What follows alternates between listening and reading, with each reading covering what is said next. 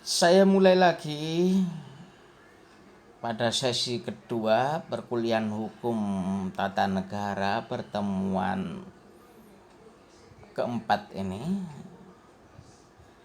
yang mana kita tadi sudah singgung tentang negara hukum material atau negara kesejahteraan atau welfare state, yang mana tujuan negara hukum material itu adalah untuk mewujudkan kesejahteraan rakyat. Nah, pada saat ini 90% negara di dunia ini juga mempunyai tujuan yang sama, yaitu welfare state.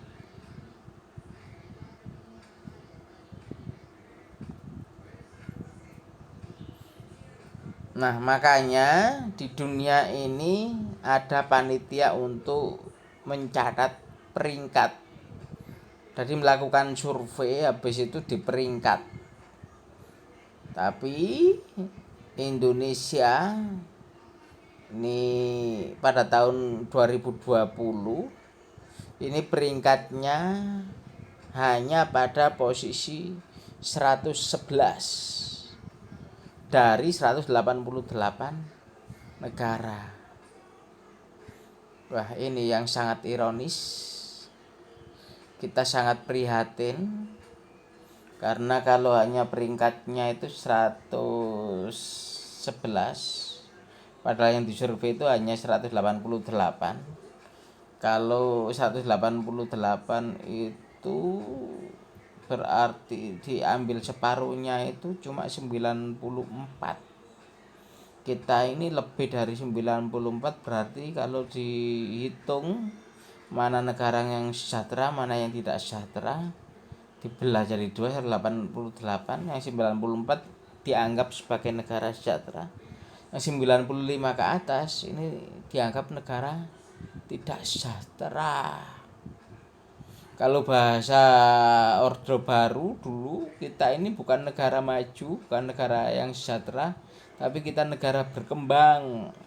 Nggak tahu sekarang ini kita termasuk yang mana, negara sejahtera atau berkembang? Apa pakai bahasa seperti bahasanya Orde Baru, negara berkembang? Yang jelas kita sampai saat ini belum sejahtera, apalagi setelah adanya COVID-19. Wah, pemerintah anggarannya luar biasa, wajib dicairkan untuk penanganan COVID-19. Ini kalau tidak ada hutang luar negeri mungkin kita sudah kolap.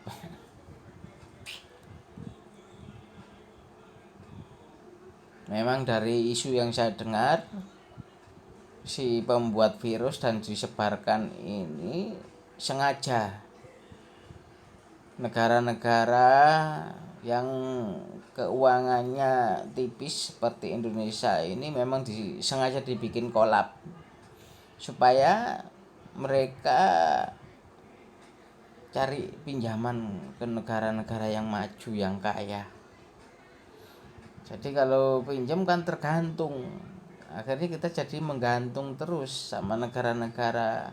Sebelum adanya COVID aja kita hutang luar negeri kita sudah banyak, sudah nomor 2 di dunia. Nah, sejak adanya COVID ini sudah nggak karuan lagi. Gimana nantinya hutang luar negeri kita? Kalau sebelum adanya COVID, masing-masing orang ini 13 juta masing-masing jiwa tanggungannya. Sekarang nggak tahu hitungannya nanti gimana. Ngeri, 13 juta per kepala, per jiwa yang harus menanggung hutang. Jadi ketika sadar bahwa kita WNI, kita Indonesia, kita juga punya beban 13 juta itu. Nggak tahu yang update sekarang hutang luar negeri kita kalau tanggung 270 juta rakyat Indonesia menjadi berapa per kepalanya. Nah, negara yang paling sejahtera di dunia ini ternyata adalah Norwegia. kedua adalah Australia, ketiga Swiss. Ini kalau di ASEAN, di tingkat ASEAN yang peringkat 5 dunia ini, bukan peringkat 5 ASEAN, tapi kalau di ASEAN nomor 1 ini adalah Singapura. Terus Brunei Darussalam peringkat 30, Malaysia peringkat 58, dan Thailand 87. Kalau dilihat di peringkat Asia Tenggara, kita masih peringkat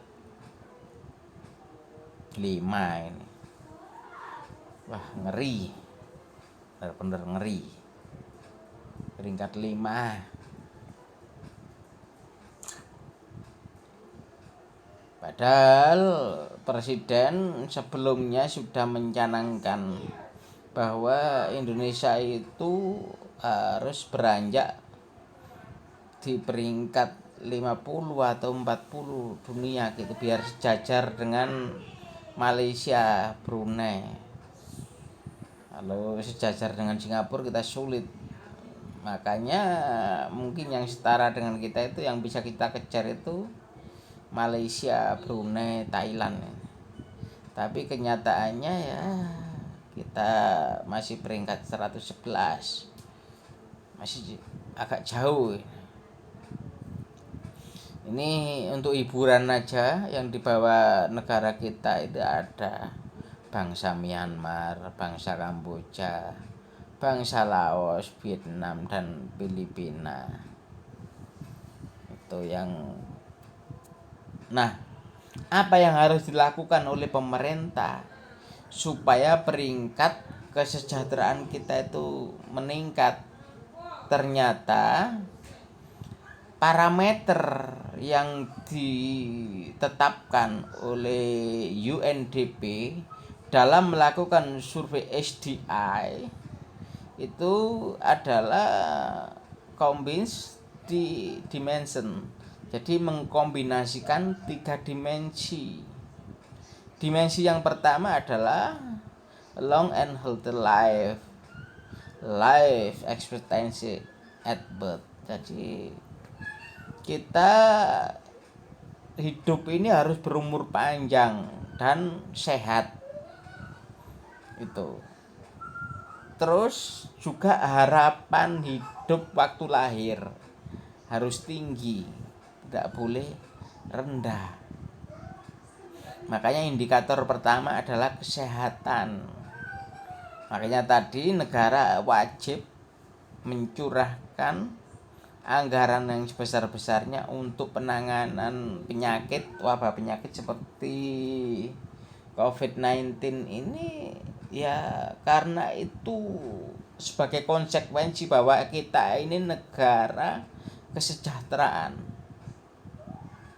Jadi kesehatan itu nomor 1, indikator nomor 1 untuk dikatakan negara itu sejahtera atau tidak. Jadi pelayanan kesehatan harus bagus. Yang kedua adalah pendidikan. Indeks pendidikan ini harus bagus. Yang artinya bahwa berapa tahun orang untuk mempunyai akses untuk menerima pelayanan pendidikan. Jadi berapa tahun kita bersekolah. Itu ternyata di Indonesia hasil survei mengatakan bahwa kita itu sekolahnya itu rata-rata cuma 10 tahun. 10 tahun di sini berarti ya kelas 1 SMA, lulusan SMP itu udah mentok, nggak bisa sekolah lagi. Ini berbeda dengan Singapura, Australia, negara-negara yang sejahtera. Rakyatnya kan rata-rata sarjana. Ini kita pendidikan dasar aja hanya pada SMP. Artinya pendidikan dasar ini Ya, pendidikan yang diselenggarakan secara gratis itu hanya SMP, ini yang wajib. Yang tidak wajib ada beberapa negara baru tahun kemarin SMA itu di Jawa Timur itu digratiskan. Sebelumnya kan bayar. Nah, kalau sekolah bayar berarti kan kesempatan untuk mendapatkan pendidikan itu hanya orang-orang yang punya uang, hanya orang yang mampu. Yang tidak mampu kan nggak punya akses. Nah, kalau pendidikan gratis kan bisa dianggarkan, anggarannya itu yang tadinya untuk bayar sekolah bisa untuk beli susu, karena rata-rata anak Indonesia itu kalau dilihat dari gizinya 7 dari 10 anak Indonesia itu gizinya kurang memenuhi syarat. Padahal standar internasional protein seorang anak itu kalau di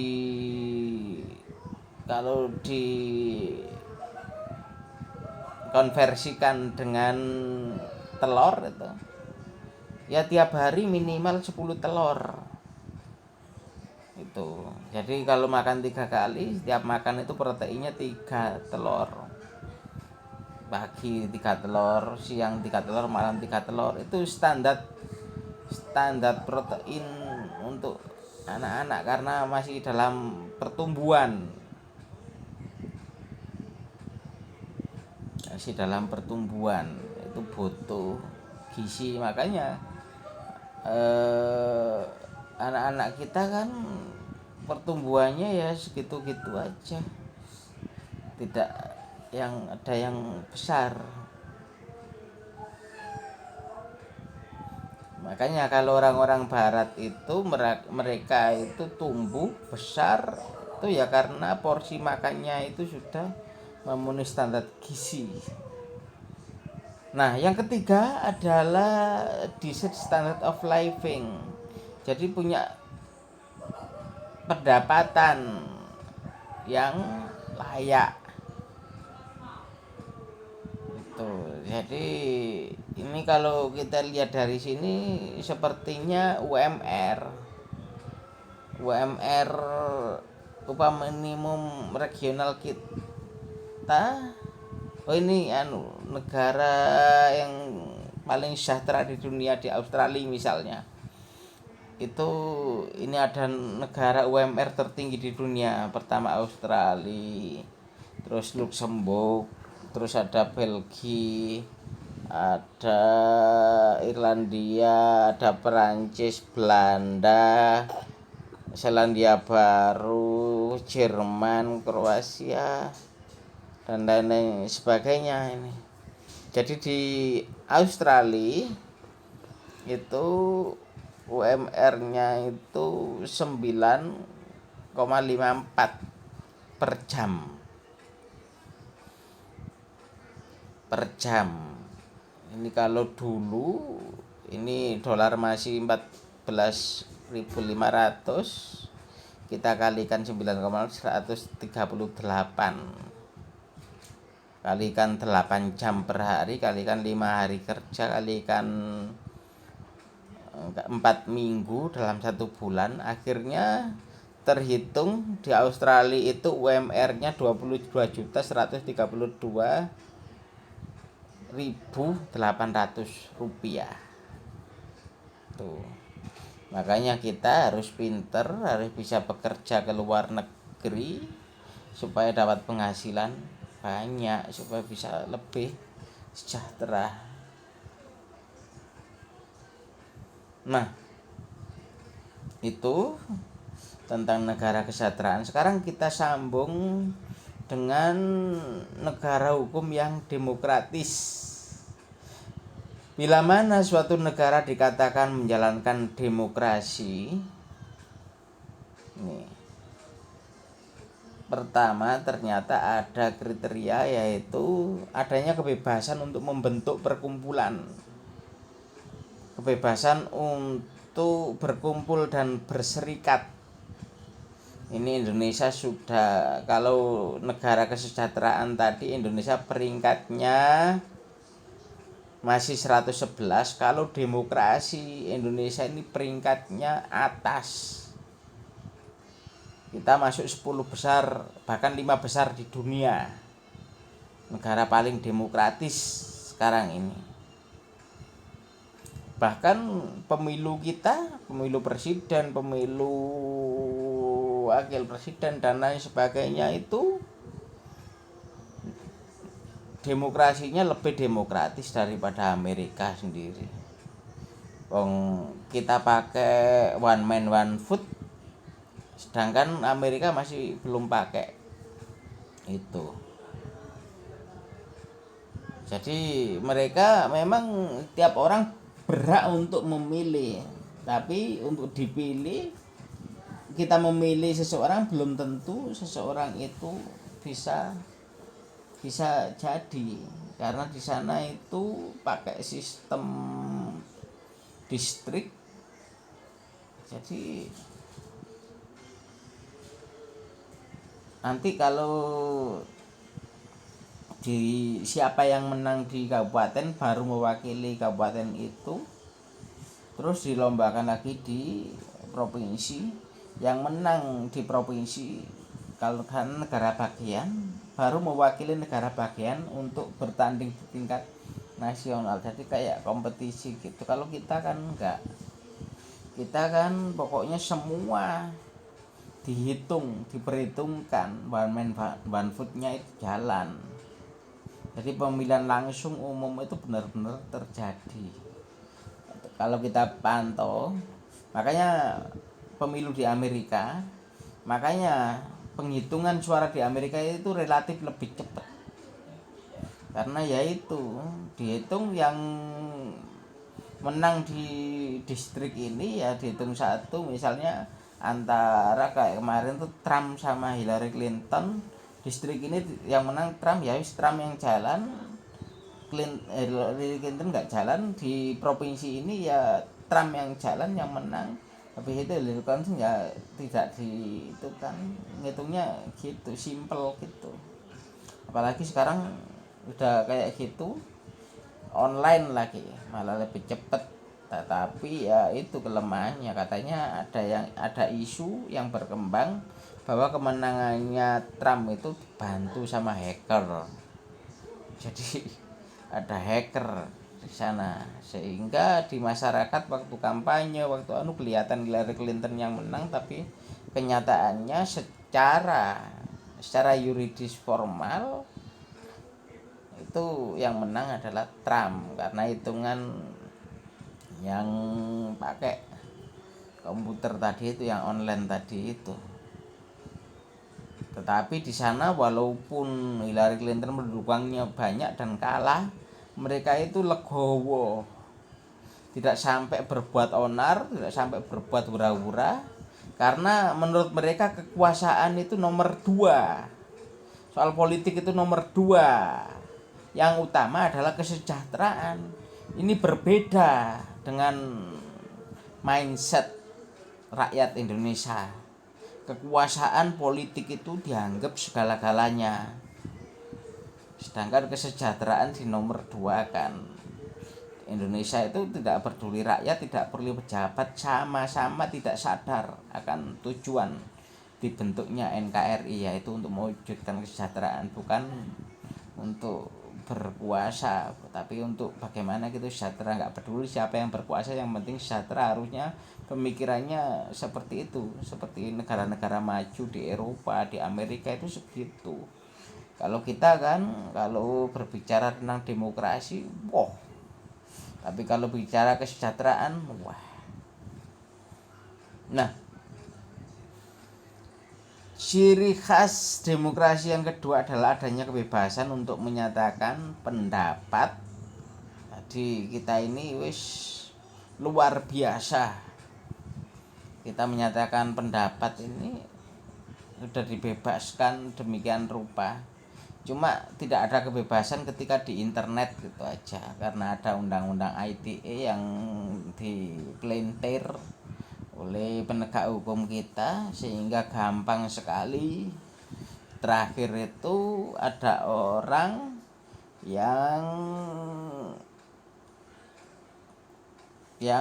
menulis di Facebook itu ada guyonan ala Gus Dur bahwa ada 3 macam polisi yang baik, yang lain tidak baik tentunya.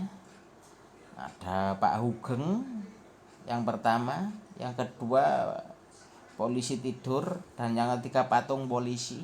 Itu hanya 3 polisi yang baik, yang lain tidak baik langsung ditangkap itu. Tapi nggak tahu sekarang dibebaskan atau itu bahwa menandakan bahwa polisi itu anti kritik kalau itu ditangkap. Jadi kalau kita negara-negara yang demokratis, yang bebas untuk menyatakan pendapat, ya sah-sah saja harusnya. Sah-sah saja orang berpendapat mengkritik institusi. Toh mereka bisa bekerja kan digaji dari uang rakyat. Kalau rakyatnya nyocot semacam itu, kenapa disalahkan? Kenapa dipenjara?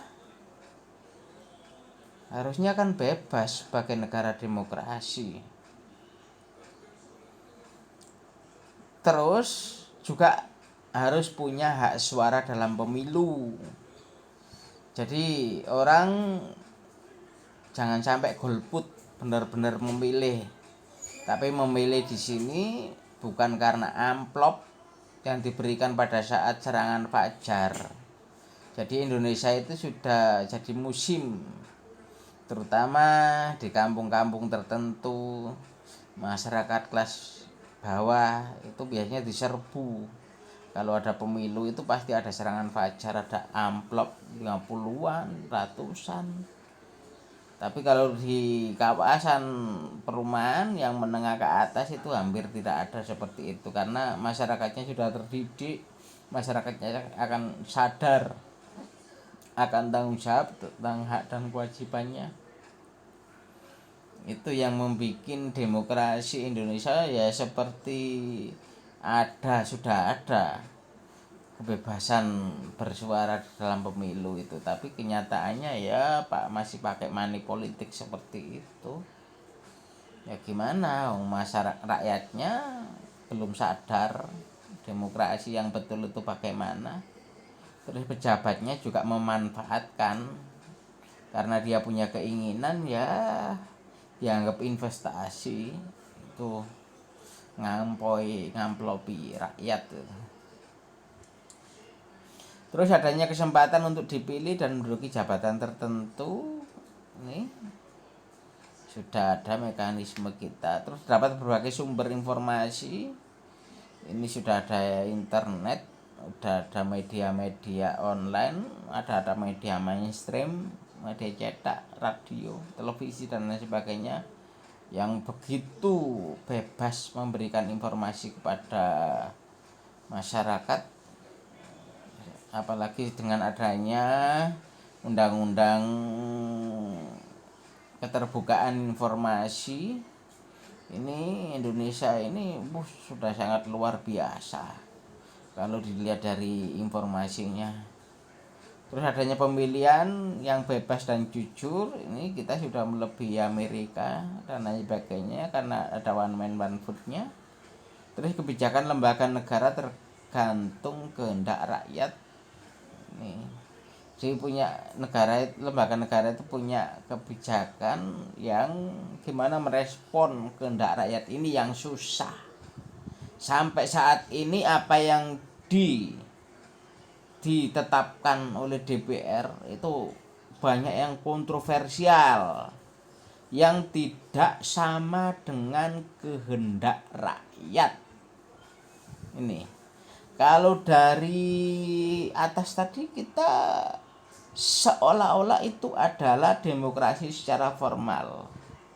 Tapi ini materialnya. Secara formal kita termasuk negara hebat yang paling demokratis di dunia. Tapi secara material, bahwa kebijakan lembaga negara, ya terutama DPR, karena DPR itu dibentuk langsung oleh rakyat, itu harusnya selaras dengan kehendak rakyat karena mereka representasi rakyat.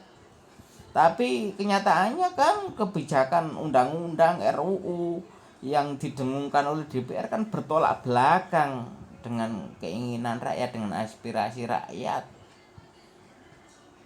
Nah, ini secara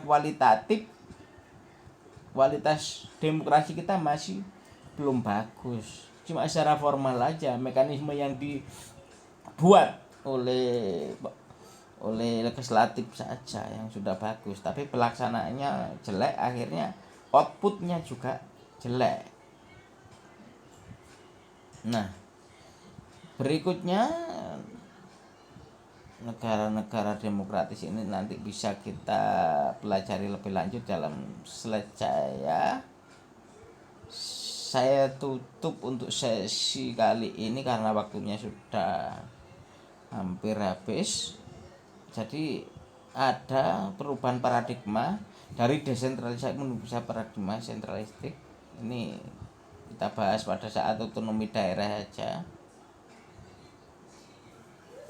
Nah, ada keynote-nya bahwa hukum tata negara itu hanyalah sarana untuk mewujudkan kesejahteraan rakyat. Jadi sebenarnya yang penting dalam kehidupan berbangsa bernegara itu bukan demokrasinya, bukan hukum tata negaranya, tetapi adalah kesejahteraan rakyat ini. Sekian, terima kasih atas perhatiannya. Sampai ketemu minggu mendatang. Assalamualaikum warahmatullahi wabarakatuh. Selamat malam dan salam sehat dan sejahtera.